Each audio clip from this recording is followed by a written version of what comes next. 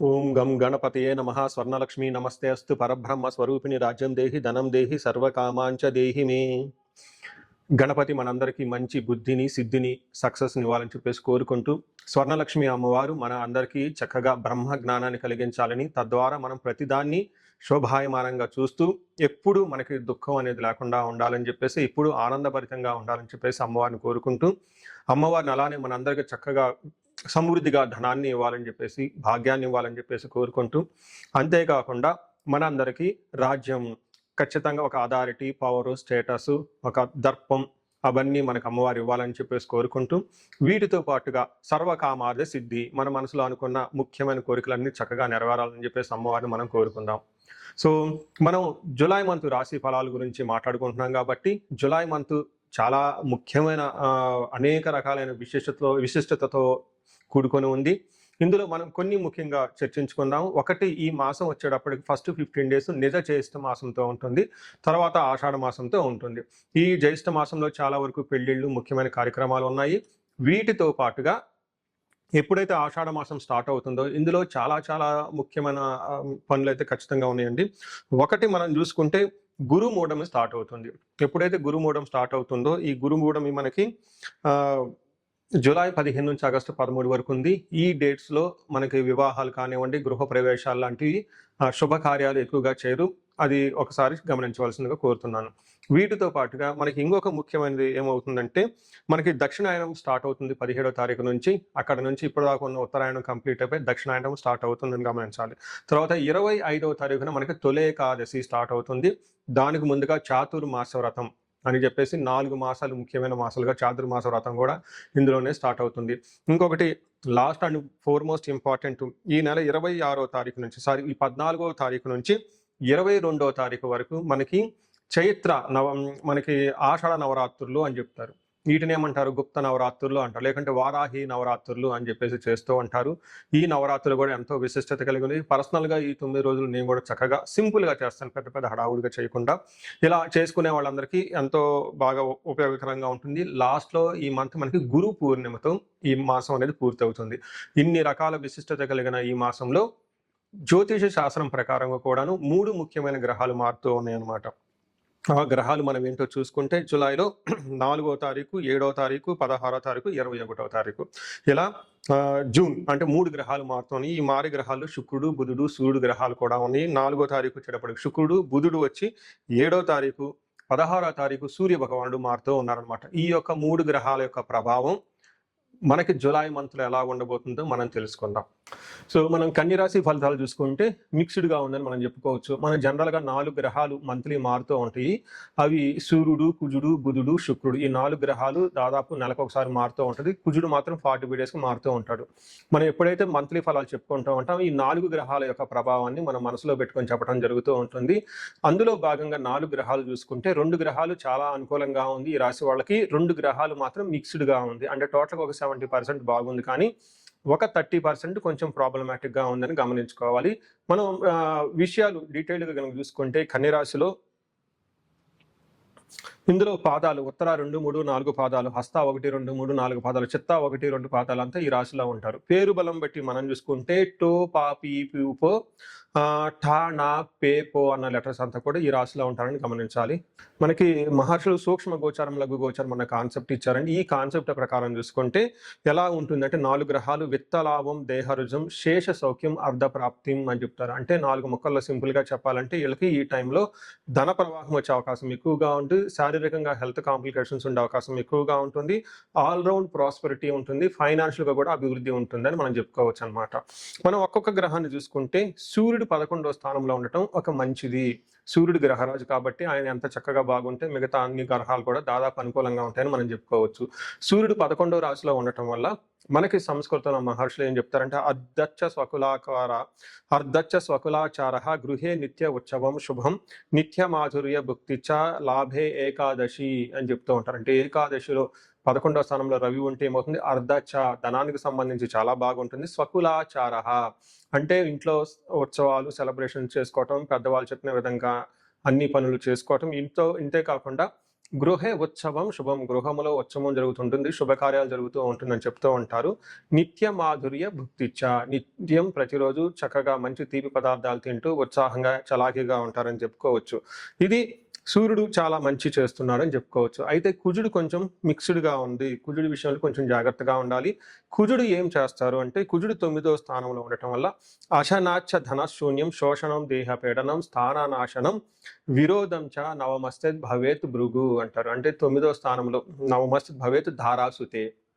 ఇప్పుడైతే 9వ స్థానంలో కుజుడు ఉంటే ఏమవుతుందంట, అశనాచ అంటే అన్న వస్త్రాలకు కొంచెం ఇబ్బందులు పడే అవకాశం ఎక్కువగా ఉంటుంది. దేహ శోషణం, శారీరకంగా ఫిజికల్‌గా కొంచెం టైర్డ్‌నెస్ అయ్యే అవకాశం ఎక్కువగా ఉంటుంది. స్థాననాశనం, విరోధం, గొడవలు పడే అవకాశం ఎక్కువగా ఉంటుంది. అంతేకాకుండా మీకున్న పదవిలో గానివ్వండి, పొజిషన్‌లో గాని అవమానాలు జరిగే అవకాశం ఎక్కువగా ఉంటుంది.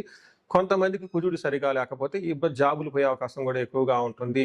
కొంచెం ఇబ్బంది, మీ స్టేటస్, స్థితి గతిలో కొంచెం ఇబ్బంది పడే అవకాశం ఉంటుందని గమనించుకోవాలి. అయితే బుధుడు 10వ స్థానంలో ఉండటం వల్ల ఉద్యోగంలో చాలా చక్కగా బాగుంటుంది, పదోన్నతి ఉంటుంది, శాంతి ఉంటుంది, జయప్రదంగా ఉంటుంది, ధన ప్రవాహంగా కూడా ఉంటుందని గమనించుకోవచ్చు. అయితే వీళ్ళకి 12వ స్థానంలో శుక్రుడు ఉండటం ఇది మిక్స్డ్ రిజల్ట్‌ని ఇస్తుందని చెప్పుకోవచ్చు. శాస్త్రపీడాం చోరబాధ అతిక్రయం మహాద్భయం కృషి రవ్యాధి సర్వ విఘ్నం స్యాత్. ద్వాదశకే ద్వాదశకే భృగో అంటారు. అంటే 12వ స్థానంలో శుక్రుడు ఉండటంలో సంస్కృత గ్రంథాల్లో ఏం చెప్తారంటే, కృష్యాది సర్వ విఘ్నం స్యాత్. వ్యవసాయం చేసిన, బిజినెస్ చేసిన అందులో ఆటంకాలు కలుగుతూ ఉంటాయని చెప్పుకోవచ్చు. మహాద్భయం, కొంచెం భయం కలిగే అవకాశాలు ఎక్కువగా ఉంటాయని చెప్పుకోవచ్చు. అయితే ఇక్కడ శుక్రుడు ఏదైనా లగ్జరీ ఐటమ్స్ కొనాలన్నా, లైక్ లగ్జరీ హోటల్స్‌కి వెళ్ళే అవకాశము, ట్రిప్‌కి వెళ్ళే అవకాశాన్ని కలిగిస్తూ ఉంటారు. ఒక రకంగా చెప్పాలంటే చక్కగా విలాసవంతమైన జీవితానికి డబ్బులు ఖర్చు అవకాశం కూడా ఉంటుందని గమనించుకోవచ్చు. సో చూశారు కదండీ!